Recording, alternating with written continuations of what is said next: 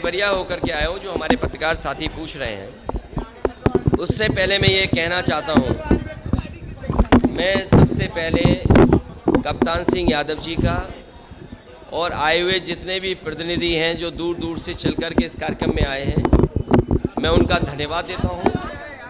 मैं उनका धन्यवाद और शुभकामनाएं देता हूँ। कानपुर एक बड़ा महानगर है। अगर देवरिया में अन्याय हुआ है तो कानपुर के लोगों, जो कानपुर में अन्याय हुआ है वो भी मत भूलिए। एक सिख समाज के नेता को, व्यापारी को इतना मारा भारतीय जनता पार्टी के नेता और कार्यकर्ता ने कि उसको अस्पताल में भर्ती होना पड़ा। आँख बचेगी कि नहीं बचेगी, रोशनी वापस आएगी कि नहीं आएगी, क्या कोई कल्पना कर सकता है कि बीजेपी में इतना अहंकार है कि आज वो आदमी को आदमी नहीं समझ रहे। और कल्पना कीजिए, जो लोग ज़ीरो टॉलरेंस की बात कर रहे हैं, ज़ीरो टॉलरेंस की बात करने वाले लोग किसी की आँख की रोशनी छीन लेंगे। और दूसरा, कौन भूल जाएगा कि उस किसान को ज़मीन लेने के लिए लालच दिया गया। बीजेपी का नेता जो डिप्टी चीफ मिनिस्टर के साथ रहता है, बीजेपी के नेता दोनों डिप्टी चीफ मिनिस्टर के संपर्क में है, और उसने एक किसान की ज़मीन धोखे से लेकर के, उससे धोखे से चेक वापस लेकर के उसको मजबूर किया आत्महत्या के लिए। उस किसान की आत्महत्या हो गई और वो ज़मीन कोई 6 करोड़ की नहीं है, वो 30, 35, 40 करोड़ की ज़मीन है। उसको बीजेपी का नेता 6 करोड़ में लेकर के उस सीधे साधे भोले किसान से चेक वापस लेकर के चेक फाड़ दिया। क्या इसके खिलाफ कार्रवाई नहीं होनी चाहिए? क्या लग रहा है कि कानपुर के अधिकारियों के पास वो बुलडोजर नहीं है जिसके पास चाबी हो? क्या बुलडोजर की चाबी खो गई?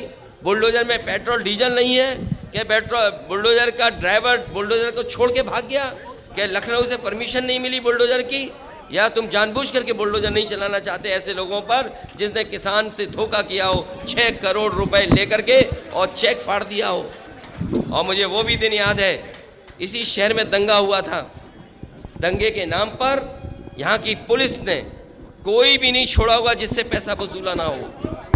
कभी नाम बढ़ा देना, नाम हटा देना, दंगे के नाम पर यहाँ की पुलिस ने पैसा वसूला है।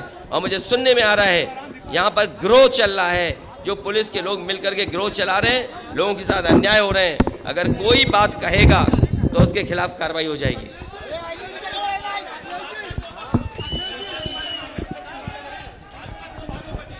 सवाल भाजपा का बटना बटाना नहीं है। जो लोग ज़ीरो टॉलरेंस बोल रहे हैं, क्या किसी की आंख की रोशनी ले लोगे आप?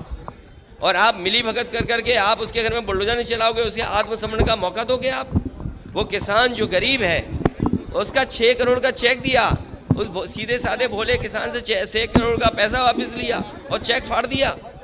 आप क्या कर रहे हो? आप किस लिए आईपीएस बने हो और किस लिए जीरो टॉलरेंस की बात कर रहे हो आप? मेन लोगों की गिरफ्तारी इसलिए नहीं हुई, अधिकारी तालमेल बैठाए होंगे और दिल्ली और लखनऊ से फ़ोन आते होंगे कि इसको गिरफ्तार मत करो।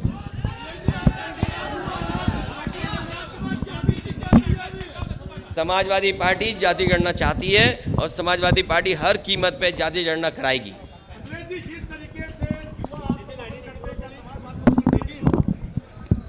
2024 का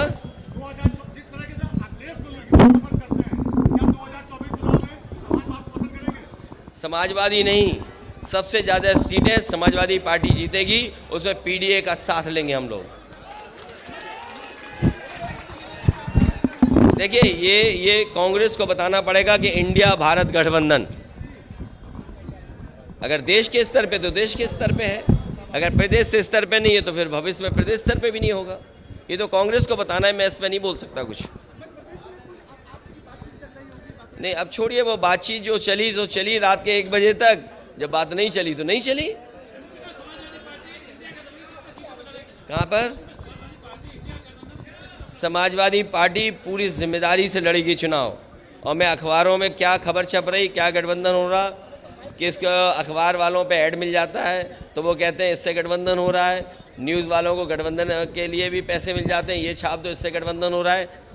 हम समाजवादियों को परवाह नहीं है कि क्या अखबार में चल रहा है, क्या षड्यंत्र हो रहे। समाजवादी पार्टी चुनाव यहाँ जीतेगी और बीजेपी को 80 की 80 सीटें हराने के लिए रणनीति बनाएगी। ऐसा है कि ये निश्चित तौर से इस बार 2024 का चुनाव निर्णायक चुनाव होगा। इस बार हम निश्चित तौर से जीतेंगे और हमारी जो कार्यकारिणी है वो नवरात्र में आ रही है। नवरात्र मैंने कहा है, नवरात्र में। अब हमारा टारगेट उत्तर प्रदेश कांग्रेस कमेटी का टारगेट 80 सीट का है। हम 80 सीट की अपनी तैयारी कर रहे हैं। अब पार्टी का निर्णय होगा क्या करना है, कैसे करना है, राष्ट्रीय नेतृत्व का निर्णय। अब वो आपको आने वाले समय में पता चल जाएगा। कांग्रेस 80 सीट की अपनी तैयारी कर रही है। बिल्कुल नए पुराने सबका समायोजन करके काम। चलिए, हमारी जनता के साथ बात चल रही है। इजराइल को लेकर के भारत की नीति क्या ठीक है, आप मानते हैं कांग्रेस पार्टी में? देखिए, जो भी घटनाएं घट रही हैं वो बहुत ही उसका जितनी निंदा की जाए कम है। मानव का मानव से रिश्ता, मानव को जो इस तरीके से मारा जा रहा है, समाप्त किया जा रहा है, ये गलत है। इसकी निंदा घोषणा करते हैं। पहले भी कहा ना कि हमारे राष्ट्रीय नेतृत्व ने उसका समर्थन किया है, हम समर्थन करते हैं और सबको लेकर चलने का काम करती है कांग्रेस पार्टी। कांग्रेस का संगठन बिल्कुल ध्वस्त है।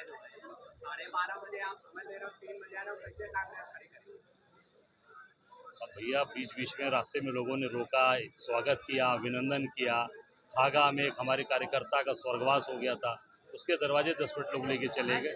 तो अब बता तो रहा हूँ, मैं समय से चला था, पर वहाँ पर लोगों ने ले जाकर अब के घर ले गए। इस नाते थोड़ा विलम्ब हुआ, इसलिए मैं क्षमा चाहता हूँ आपको।